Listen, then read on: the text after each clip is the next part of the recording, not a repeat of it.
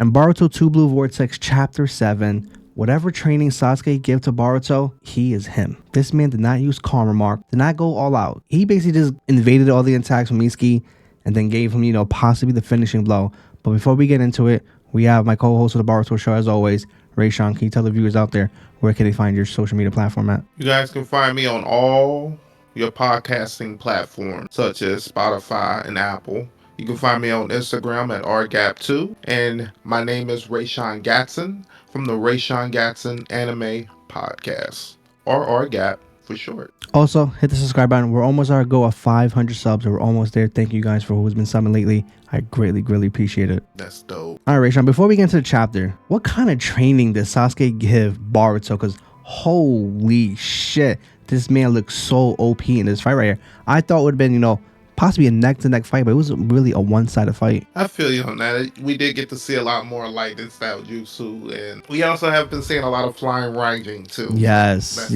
And with the flying ranging, it's using multiple tools: his sword, the pin, and the shuriken. Like with Minato, it was more of his kunai as well. So like I think Boruto expanded what he can use to use the flying rising. I agree with you on that, and I think that's also smart, and that also might be an influence of like Jiraiya and stuff, because I feel like him doing it on the Toad and all that stuff. He's like, you can do a lot more with especially living things, because they can move around and stuff. Because a kunai, you got to be like exact. At least with like a frog, it can hop into the portal and do all. You know what I mean? Yeah. So let's get into the chapter. Chapter starts off with, Mitsuki just thinking about, Kawaki being his son and him needing the motivations for him so he can prevail out of being from the darkness and that stuff. And he's very hell-bent on this, philosophy that he sees about the sun and the moon. And I think it was pretty funny because you see Kawaki looking at him like, bro, what the fuck are you talking about? And Mitsuki's looking like he's having self-doubt. Like, yeah, he probably not really understanding where I'm coming from. But I like how Mitsuki, is very deep into this philosophy of, him being the sun, him being the moon, and helping prevail, make sure that he doesn't fall into darkness. What's your thoughts on that real quick before we get into the fight? I love that this is something we've seen in the anime, something that he was talking about, that he still believes and still wants to, like, alive type of thing. Yeah. But I'm interested in the fact of why it's such an important thing to him, because I don't know if that's been like expounded upon. I don't know if that's something that's been programmed in him or something like he just truly believes or something, which is interesting. All right, then the chapter starts off with Mitsuki going in complete stage mode, going after Boruto. As of now, Boruto is in defense mode, just really invading everything because he doesn't really want to attack Mitsuki. He knows that if he really wanted to, he can take him down, and he's just showcasing that, Mitsuki, like, you're not him. If I really wanted to, I could take you down. And I really like these panels right here. There's so much snakes going after him, and he's just invading other attacks. And I love when Boruto threw the shurikens, and I'm thinking like, bro, these shurikens are not gonna do nothing. Like the shurikens since the beginning of Naruto had not been effective. And I'm thinking like, why the hell did he throw those shurikens? He was using those to invade the attack and use flying rising. Like we talked about in the beginning episode. Boruto was expanding, his tools with using flying rising. His sword, the shuriken, and now a pin that the Toad was holding as well too. And Boruto was asking Mitsuki, what happened to Kawaki? And he's saying that I took him down because I'm your opponent and you have to worry about Kawaki. It's me and you, and that's it. And Boruto's realizing that Mitsuki poisoned him. Boruto's still in defensive mode, not really attacking, and just showcasing that if I really want to take him down, I can really take him down. What's your thoughts on that real quick? If I'm remembering correctly, I think Shikamaru told him that he took down Mitsuki and he poisoned him, and that's like what he's trying to do to him, which I think is interesting, because that's one thing that I think Shikamaru did bring up, was he was trying to get him before he like transformed. Yes. Because once he transformed, it would be too much. So he was basically trying to get him before that, because that's what he did with Kawaki, which is interesting because it makes you think he's been sitting back like trying to come up with this poison that basically helped take them down. So I don't know if this is just any regular type of poison or just made specifically for them type of shit. So I thought that was pretty cool.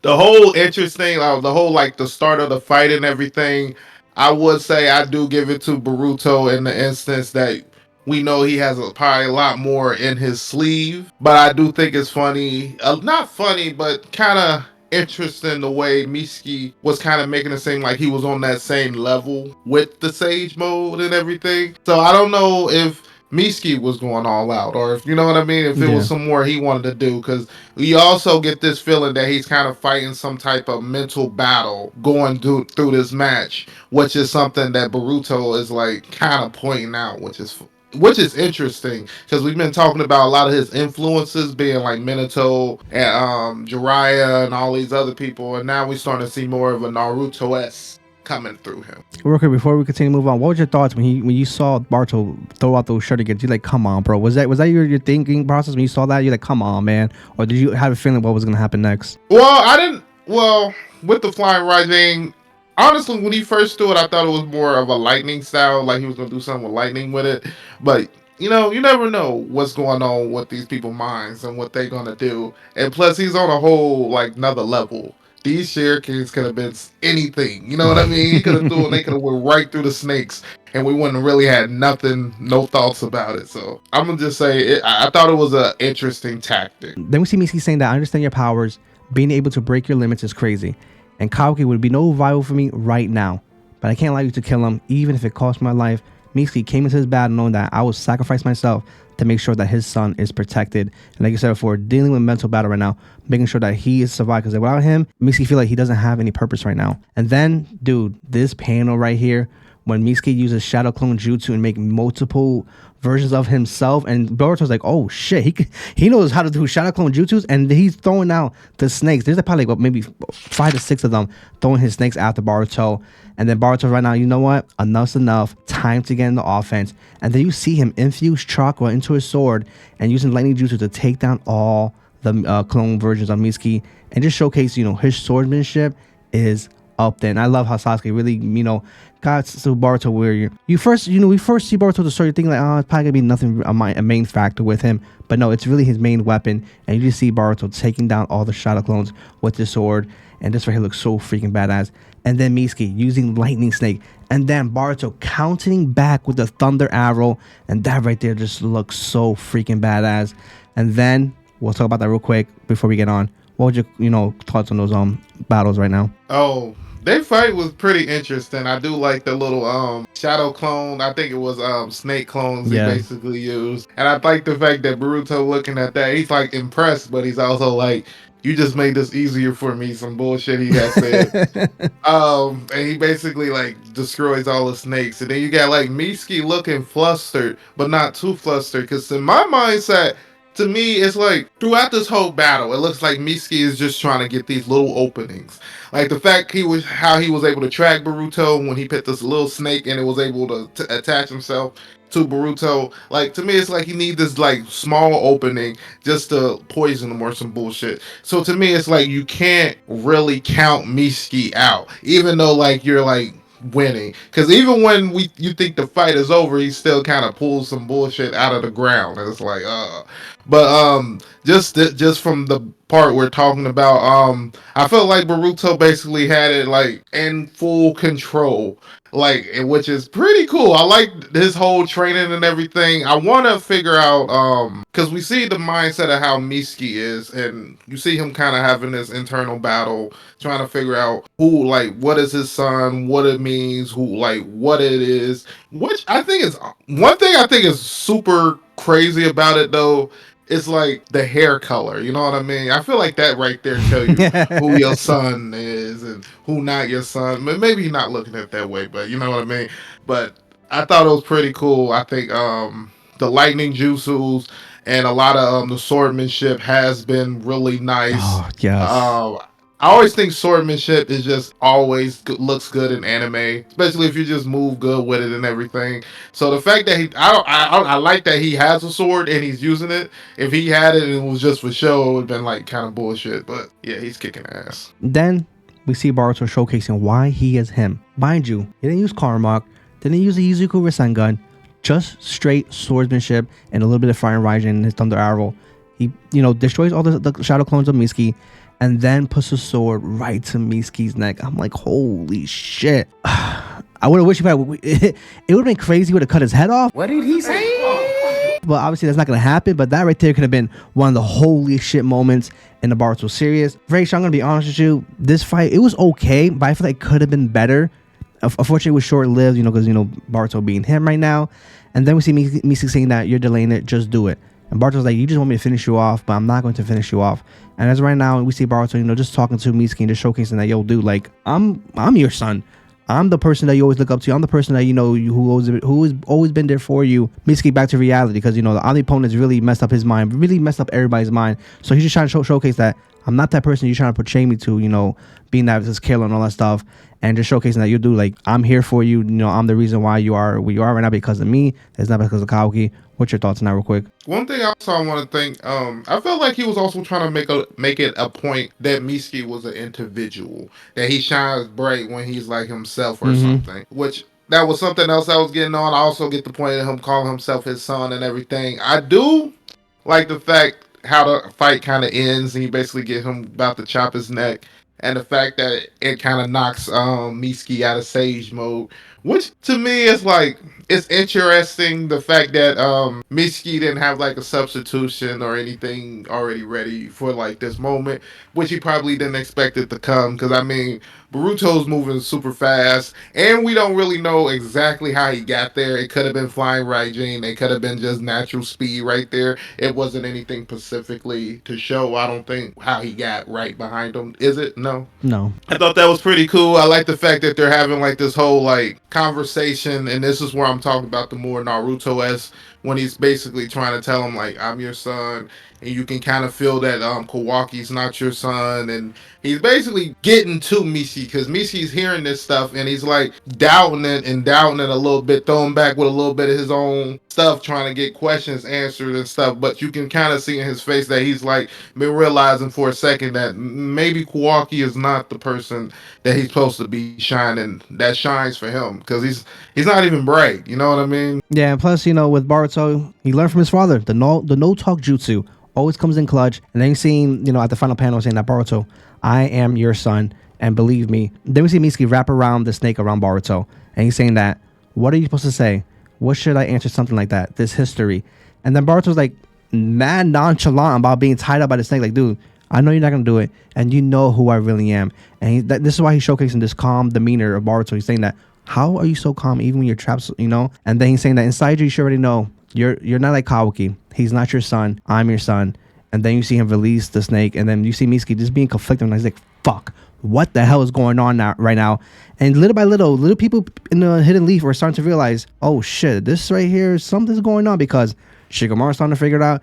Ino out of all people trying to figure it out. Sada already knows, and Mitsuki's trying to figure it out as well too. And slowly everything's going to Boruto's way about down the opponents, which we'll talk about later on as well too. And Boruto's saying that you shouldn't worry. I have no intention to kill Kawaki. It's all just a misunderstanding.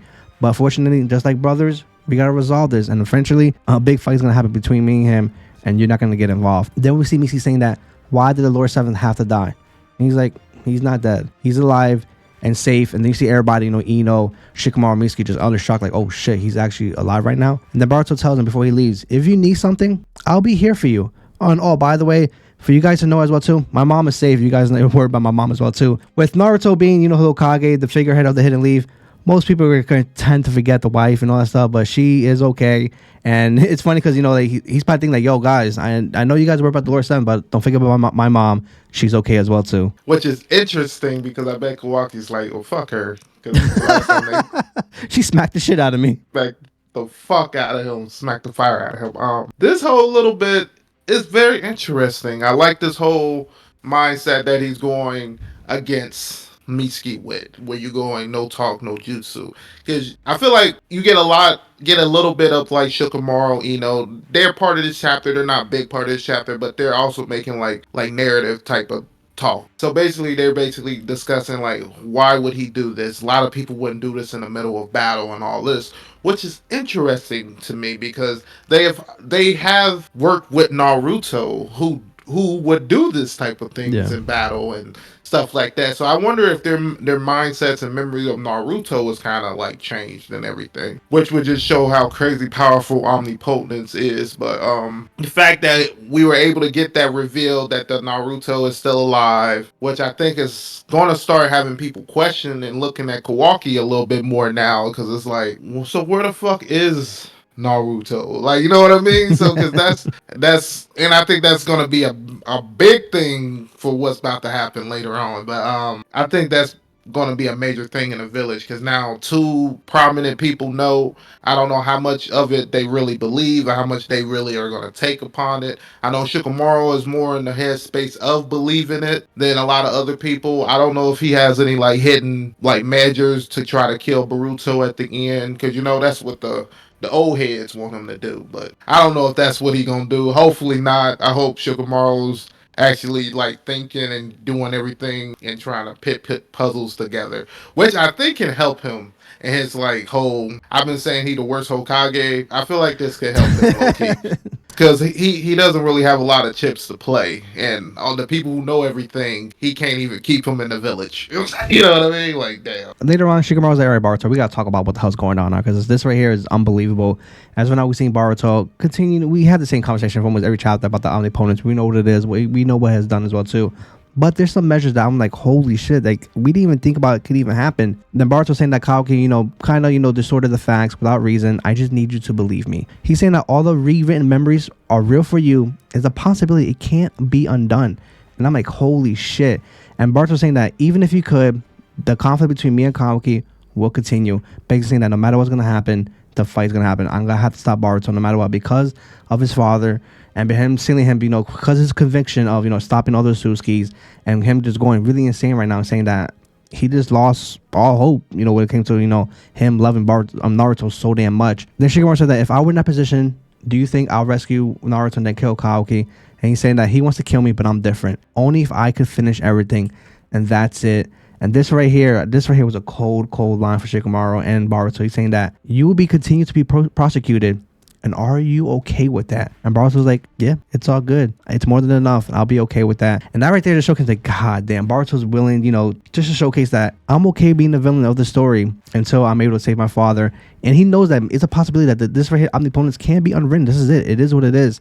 And there's no way he can change everybody's mind. And I'm okay being the bad guy as long as I can save everybody. And I'm okay with that. But just showcasing that he's willing to do the big sacrifice for everybody else to make sure they're okay. What's your thoughts on that conversation between him and Shikamaru? Pretty dope way of kind of bringing more information about omnipotence. Yes. Shikamaru himself and how he's handling the situation is he's handling it more from a person who's trying to like get the information, but he don't want nobody to know he's getting the information. Because the fact that the only people right now that knows is so far is Ino. I think him and his team, probably Chozi, are going to probably be the only people who might be able to work with Boruto. But I think there's a lot of other people who starting to see things are probably going to be able to like see figure things out and be more willing to work with him. My interesting thing is I wonder where he goes at night. Like who is he working with right now? Like that's the interesting thing to me. Like is it the Jiraiya clone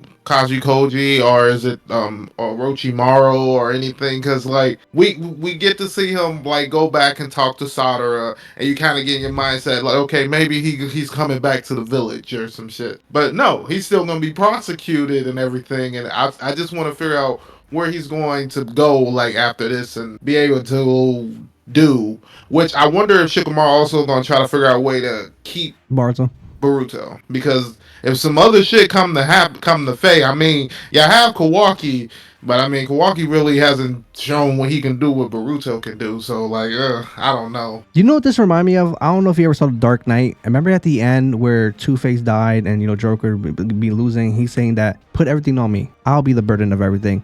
Sick those dogs after me. Whatever you gotta do, let me be at fault. And don't ever, let Two-Face, Harvey Dent take the blame for everything, because, he was the white knight of the village, even though Kaoki's not the white knight of the village, but it's kind of similar to, he's like, I'll take the burden and let me be the one, who's the one, who take the blame for everything. Kind of right there, gave me like a little Dark Knight reference right there. I feel that, because it's kind of like, I know you guys probably, after you guys either figure out the truth, or if it somehow does get undone, or if it doesn't get undone, and me just telling you this, and that anger that can build up from that, is just like, I don't want you guys to try to retaliate or try to figure out what's going on. Let me and Kawaki handle this, which I mean, I feel like it took a while for like Naruto to kind of get to that mindset where he was more willing to like, it's me versus Sasuke. Like, I don't want no help about it. I don't want nobody to interfere with it or anything. This is going to happen. Because, like, even if everything was to go back to normal, the fact that I am a Sushiki and he is a Sushiki is still going to be a problem, no matter what it's going to be. So I like the fact that battle is foreshadowed and that we know it's most likely going to have to happen. And the fact that it could have been the battle right now, but literally got stopped by poison, which Mitsuki, I mean, I don't know if Mitsuki gonna be able to pull that off again. Oh, one thing I thought was also interesting is the fact that they showed that Kawaki was at the house with Ada and Damon. What made me remember that they had that whole agreement that they had to be in the house together, which I thought that was interesting because I was like, hey, I forgot that they were stuck in that place and they all looking around like, damn, nigga, you didn't see that shit coming? That wouldn't have happened to me. That would have never happened to me. Type of shit. Well, I thought that was pretty cool. All right, then we get to the end of the chapter, which I was caught off by surprise by this. The Shinjus went to the library, and you see Jura just learn about everything about Naruto, saying that the more knowledge you acquire, the more question advise, and the more I try to understand, the less I know. I guess the knowledge only makes us our own ignorance, but will I be able to find you, Naruto Uzumaki? And basically saying that right now he's doing his research about everything possibly Naruto has ever did from the beginning of, of when he was, a Jonin, to, him being the Hokage, and just him, learning everything about him, about his weaknesses, his strength, his jutsus, everything about Naruto, because he plans on going to this battle defeating Naruto. And I love that he's actually doing his research about, Naruto and possibly other people in the village as well too. And it's just funny because like they really went to the library to steal these books. But I think it was a pretty cool end because he just showcasing that it's not Naruto or anywhere. He's doing his due diligence, his research on Naruto. So what you think about that? At the end of the chapter. I think that just shows you how much of a threat these enemies gonna be. Because they're not going in this blind or anything. They're probably gonna understand a lot of the protocols that the Leaf does. And everything, because I feel like the information they gather is probably like a history of like the whole Leaf. I don't know if it's exactly just Naruto or like the specific people they want to go after, which a lot of them are in the Leaf, so that is interesting. I like the fact that he has the belief that Naruto is alive. You know what I mean? Like a lot of these people know like Naruto is alive. It's just where is he in these different dimensions, which is interesting because you have like certain people like Sasuke where like Jigen took him to another dimension. He can like sense him and they be like, oh, Sasuke can find him. So I'm surprised nobody's able like to sense him and be able to go there and get him. Like, cause I was thinking like maybe Flying Raijin, which Flying Raijin can't take you dimension to dimension. Only like if you have like something in that dimension, which we seen earlier on when he did it to get to the dimension with the Senjus and then went back because he was like, what the fuck is this shit? Which is interesting because I don't know if he even brought that up yet to anybody like him with some threats, which Ada knows too. Yeah. So she did tell somebody because she was telling Kawaki. Yes, Kawaki, because I remember she did bring something up about that. Because I think she is low key a little bit afraid of that. Because you don't know what you're dealing with. You're like low key. All right, so before we end, Rashawn, what would you give the chapter out of 10? I'd probably give it like a 7. At best, probably 7.5. The fight could have been better. It could have been better. Unfortunately, Boruto being him, it didn't end too long. And I was thinking, man, we might see the Karma for the very first time. We might see Momoshiki for the very first time. I was thinking so many things that could possibly happen, but unfortunately, him being so golden from the training Sasuke gave him, the fight ended too fast. Unfortunately, we got more on the opponents, rehash of, the importance of it, but we did learn the possibility it could not be rewritten again. And then we got the Shinjus, going to the library, stealing the books, which I think is pretty cool as well too. But it didn't really have a real deep impact of the story so far yet. Which, chapters like these happen, but I think chapter 8 is gonna be where it picks up again. Most definitely. Boruto, I just want to see what he's gonna go after this. Is he gonna go back somewhere and kind of like camp down, come up with a plan, get Sadara? So there's a lot of interesting ways to go about this. All right, so before we end it, guys, please comment below and let me know what you guys thought about this chapter. Also, give us your thoughts about the Boruto versus Mitsuki fight and everything else as well too. But before we end this, Rayshawn, can you please tell the viewers out there where can they find your social media platform at? You guys can find me on all your podcasting platforms such as Spotify, Apple, Google. Right now, we've been doing a lot of Dragon Ball rewatch. Yes. We are in the Frieza saga right now. Kind of getting to the Ginyu Force. So anybody out there that remembers the Ginyu Force, or if you have never watched Dragon Ball and you kind of want to be like, oh, I kind of want interested, just check out my podcast. I feel like there'll be some links below. Yes, definitely will be. Also, hit that subscribe button. We're almost at our goal of 500 subs. I greatly, greatly appreciate it. As always, guys, this is Culture Universe. Peace!